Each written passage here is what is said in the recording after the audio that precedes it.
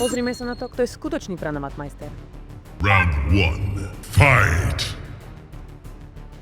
Čemu ty už na nej stojíš? Nezabudni dýchať, prosím sa.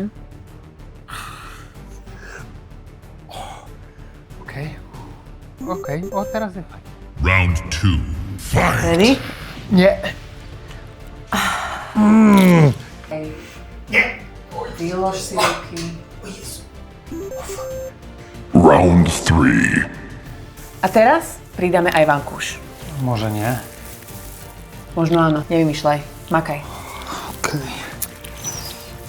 O Jezus! O Jezu! Toto je celkom príjemné. Dla koho? Ide ti to skvelé. Niekam mi do očí. Final round. Finish him! Teraz ideme na brucho, dobre? Poď pomaličky. Musíme? Áno, musíme. Pomaly. Najskôr boky, brucho. Jaké boky? Polož sa dole.